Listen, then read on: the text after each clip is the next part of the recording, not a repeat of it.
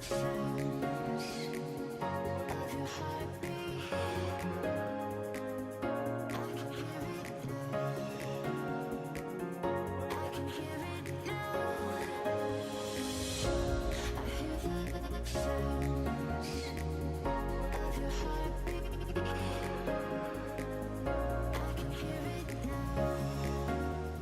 everybody, welcome to this episode of Get Out and Explore with John.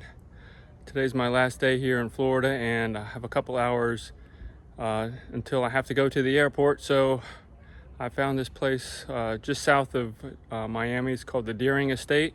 It neighbors the Biscayne Bay National Park and it looks like it's a pretty cool historical area. So I wanted to go in and take a look and maybe learn a little bit of the history of the Deering Estate and the area surrounding it. So let's go check it out.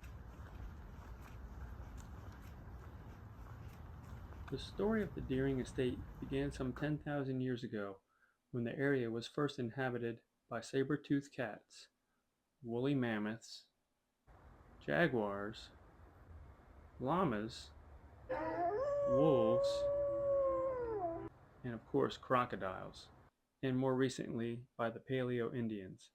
In fact, the main area of the estate sits on an ancient Indian burial ground and is said to be one of the most haunted places in all of South Florida, as there have been multiple reports of entities roaming the estate. Charles Deering was born in the town of Paris, Maine in 1852. He was the son of William Deering, the founder of the Harvester Company, and is remembered as a philanthropist, early preservationist, art collector, and the first chairman of the International Harvester Company. He became the secretary of his father's company, which eventually merged with McCormick Harvester to create International Harvester in 1902, the third largest company in the world at the time. In 1913, Deering purchased the initial 60 acres of land on the shores of Biscayne Bay, as he feared for the future of the area as a result of the drainage and deforestation of the Everglades, thinking that it would change the climate of South Florida. As time went on, he increased his estate to almost 500 acres, culminating in 1922 with the purchase of the 7-acre Chicken Key, located about a mile offshore from the main estate.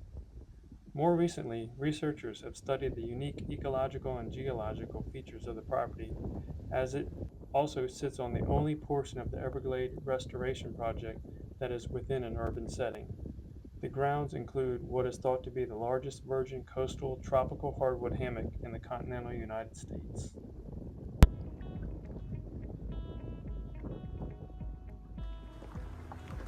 The Richmond Cottage, originally built in 1896, remains as one of the oldest wooden structures in all of South Florida. It was described as the southernmost inn during its time of operation. Built by Howard Richmond of the Perrine Land Grant Company as his private residence in what was then the pioneer town of Cutler. A later addition converted the home into a 22-room hotel in 1900, and it hosted such guests as Henry Flagler. It operated until 1915, when it closed for business. Soon after, it was purchased by Deering, who proceeded to remodel it into his new winter home. Deering and his wife lived in the cottage while the stone mansion was being built.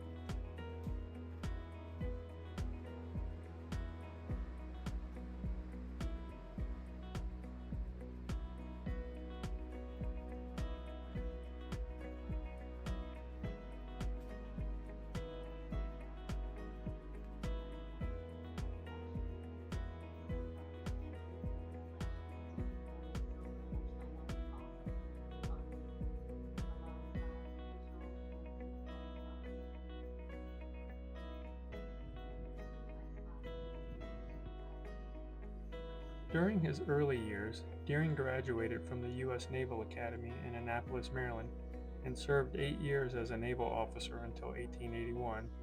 This is where his fondness of the water came from, and probably the reason why he picked Palmetto Bay as the location of his estate.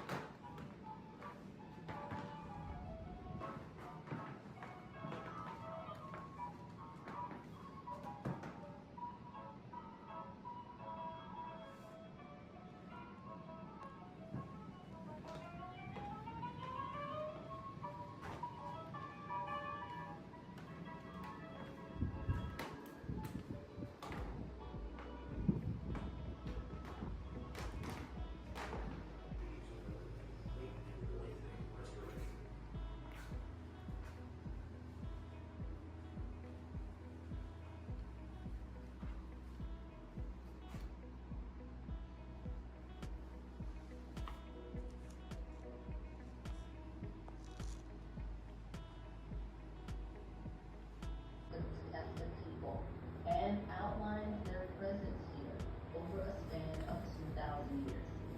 The Seminole tribe, also called the unconquered people, looked to these lands as a hunting range as well. They followed in the footsteps of the Paleo-Indians and tested before them and come to call this.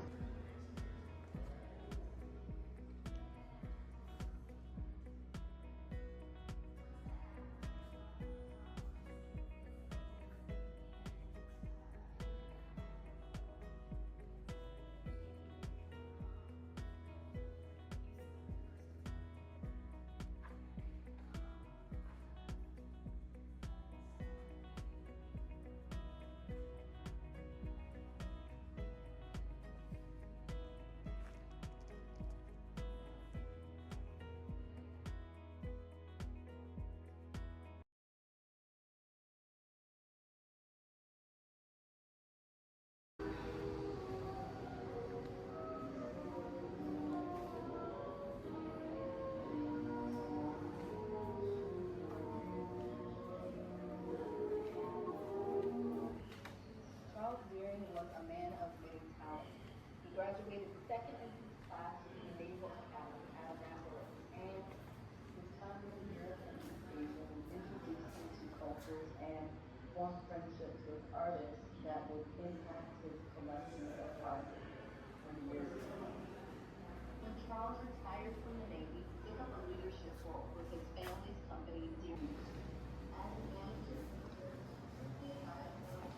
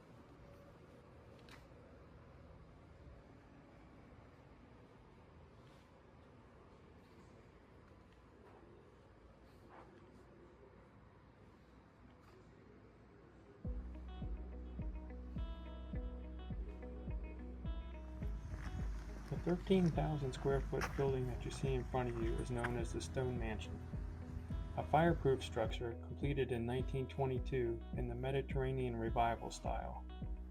This three-story mansion consists of 18-inch thick concrete foundation walls, a limestone skin, and doors clad with copper and brass.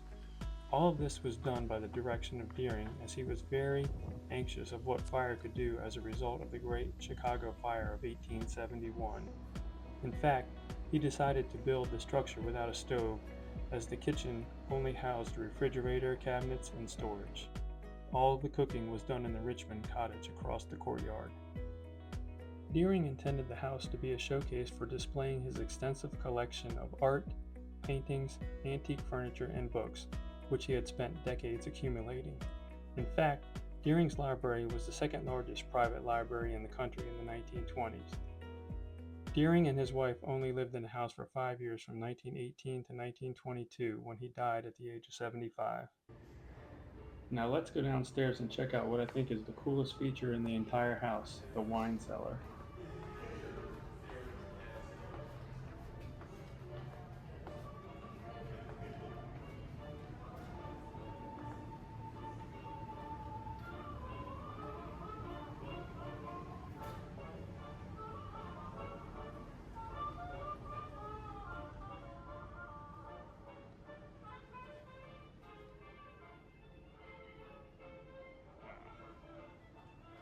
It's crazy. I wonder how many bottles of wine this place holds.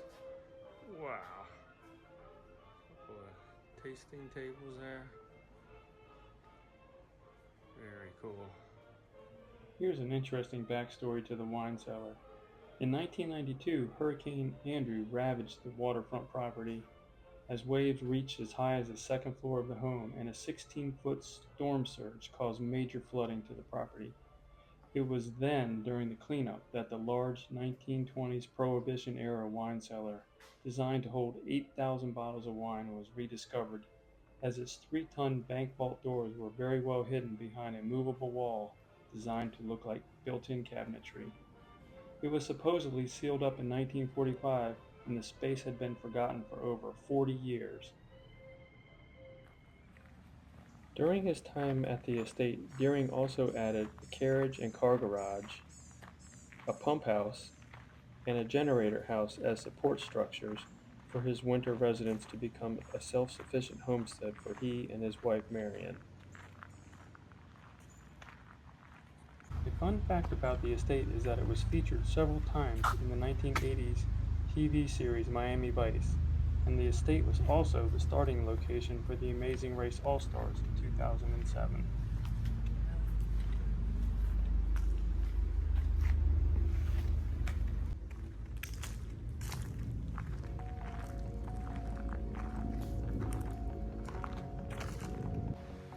During the next few years, Deering also brought in renowned botanists David Fairchild and John Small to implement restoration of the area's natural environment. By preserving these ecosystems, the Deering Estate provides habitat for more than 800 species of flora and fauna, including 89 deemed endangered and threatened by the state and federal authorities.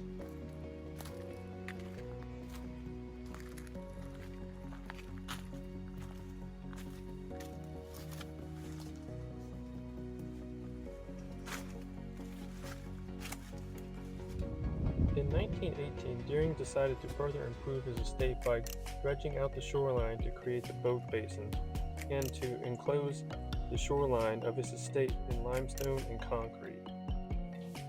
When exploring the area around the boat basin, be sure to look carefully into the water for manatees which frequent the area. The next question for Deering was what to do with all the material that was dredged from the creation of the boat basin. And the answer is the creation of the historic mangrove trail constructed in 1918. This area has now become a favorite location for bird watchers, as birders from all over the globe flock to the Deering Estate to catch a glimpse of rare species, including the Key West quail dove, mangrove cuckoo, the white-crowned pigeon, black-whiskered vireo, and the limpkin, among the 409 countable species, making it one of the best locations in all of Florida for birding.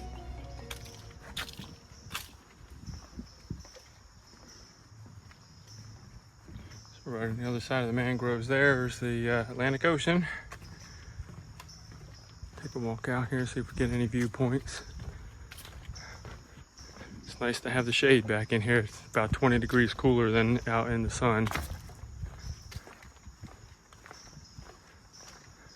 can hear a lot of birds out here, so maybe we'll spot some birds along the way.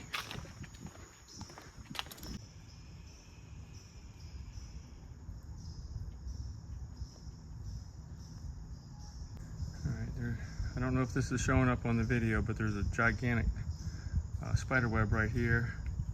There is a spider in it. Let me see if I can get on the other side and get a better view of the spider. He's right down here.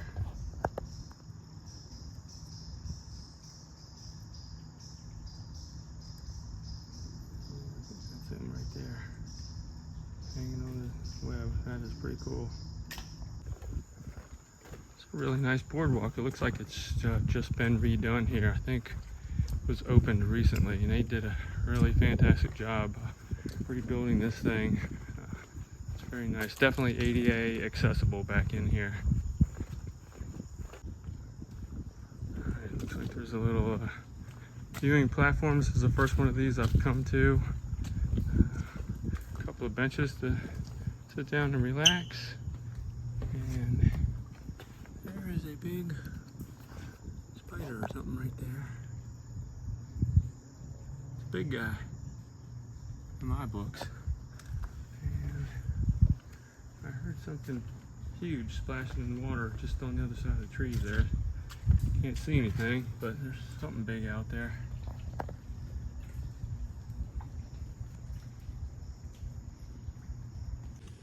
Yeah, there actually is a fairly nice breeze back in here, and with the shade from the mangroves, it's a pretty comfortable walk back in here. Other thing I've noticed a lack of is bugs and mosquitoes, so yeah, it's actually a very relaxing walk back in here. I'm enjoying this.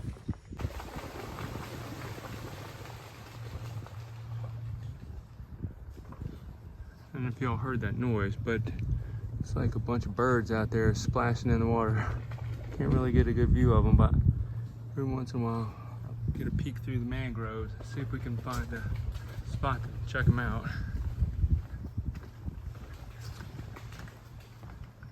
I think they're just out there splashing around and having a good time.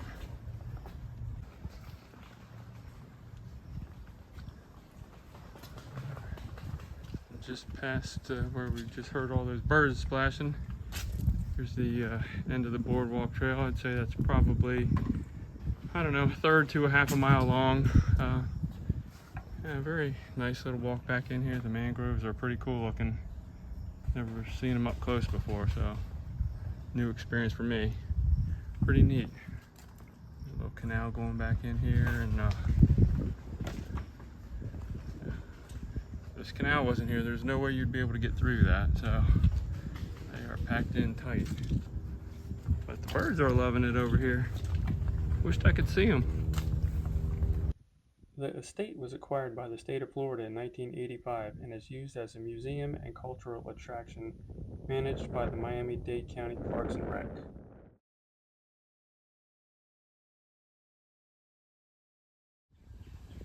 Well, I think that's going to do it for the tour here at the Charles Deering Estate.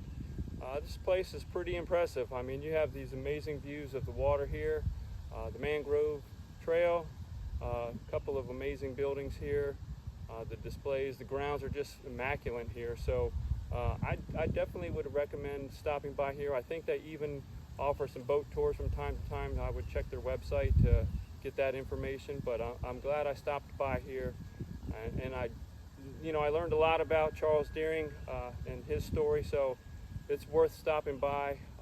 Even for the small admission fee, I would recommend coming by here and checking this place out if you're in the area. So hopefully you like the video.